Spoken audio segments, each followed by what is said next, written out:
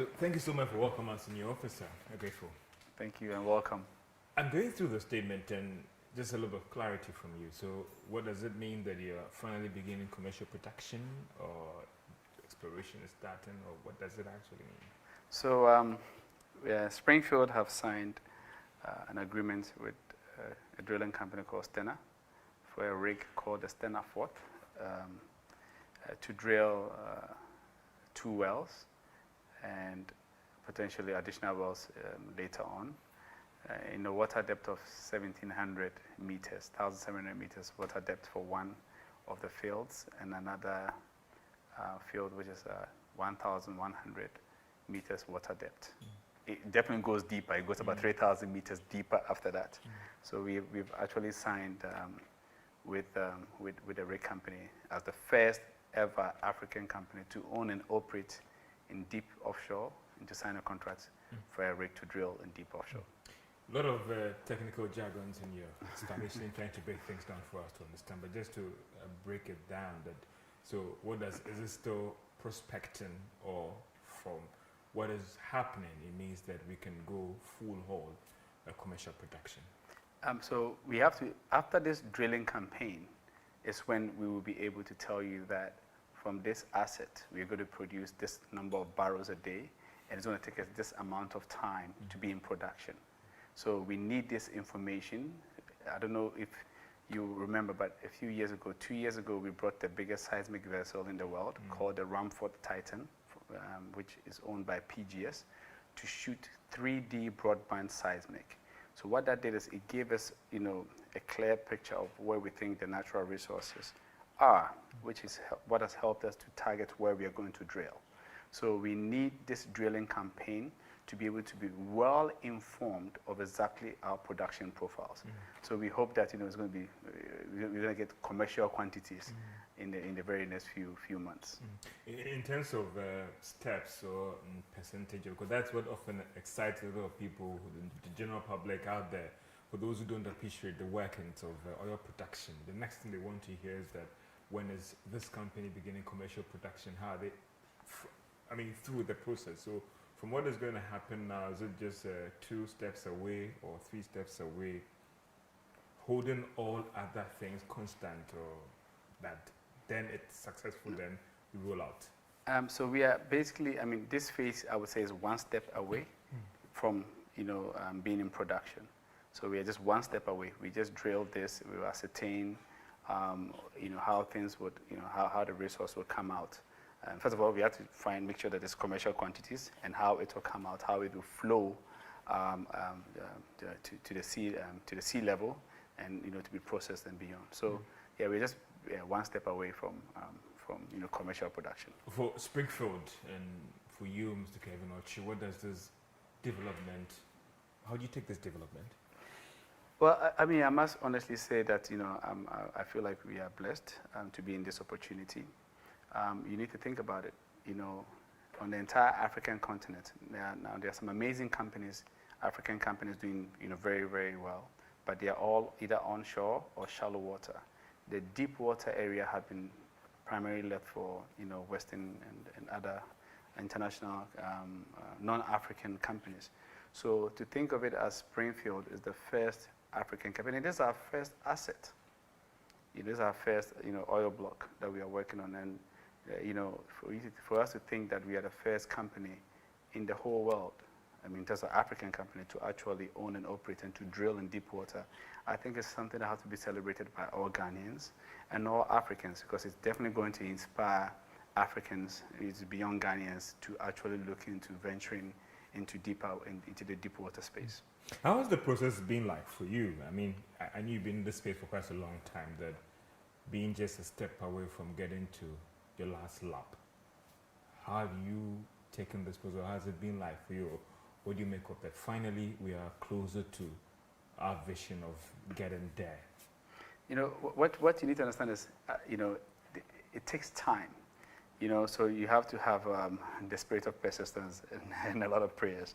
We actually started trying to work on this in 2006, trying to get an oil block in Ghana, but we were told we didn't have the financial and technical capability.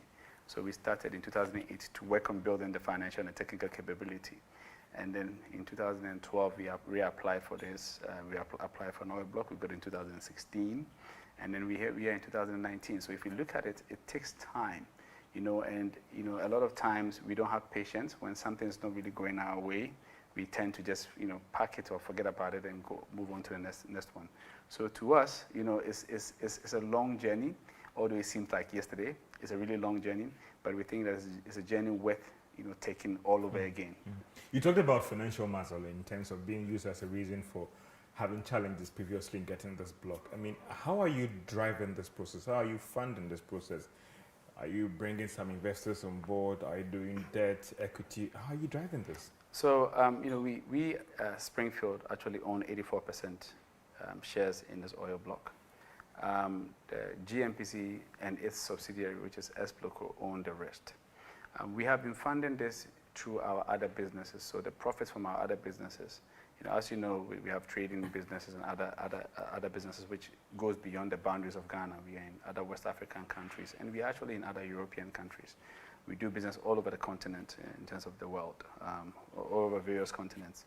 And so the profits that we are making from our business is what we have reinvested in Ghana, and that's what we have reinvested in this oil block. So yes, it is.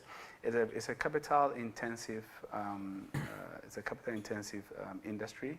However, we see this as something. We see this risk as a risk which is worth pursuing, and we are excited, very, very excited, to have made the investments that we've made to get us to where we are right now. I think after our drilling campaign, I mean, we have a lot of banks who we've been dealing with. There are a lot of companies who have been engaging with us. So once opportunities, there are some opportunities that always come by. Once the opportunity fits our strategy, we'll definitely consider it. Since you're talking about strategy, I mean, what's the plan going forward? Because some will say that this business is quite a capital-intensive area, and you can think about $200 million, $500 million into a venture or activity, and nothing will come up.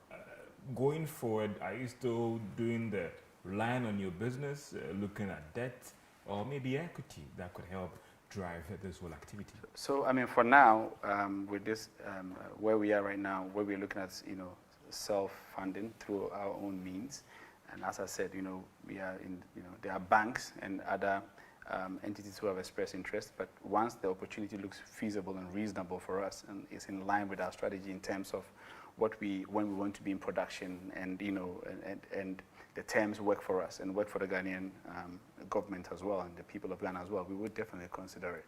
So, no one company usually owns this 100%. So at some point, we expect that we are going to bring in people, whether, as you said, whether it's via listing the company, or it's through debt, or it's through partnership. So we are going to get there eventually. But for now, we will keep on going.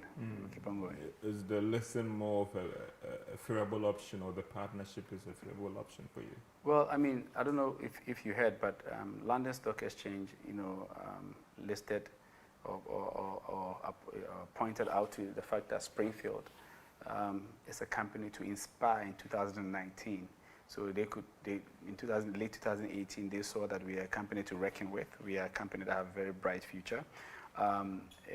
So we are looking at all those options. Our auditors are, we are working towards becoming listing ready, like IPO ready.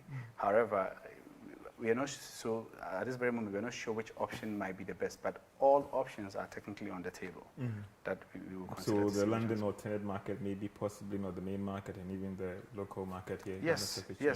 So that's why I said we are going to work to become. We are working to become IPO ready. It also helps you with your structures, your internal structures, to make sure everything is worked. Your accounting processes, all your processes are in line with international practices. So even if we choose not to list, we are still going to be always IPO ready.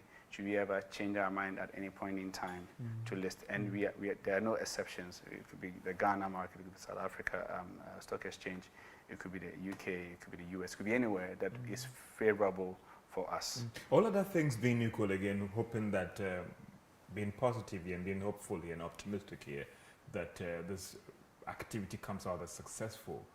What is the plan that you're working with, that by half year,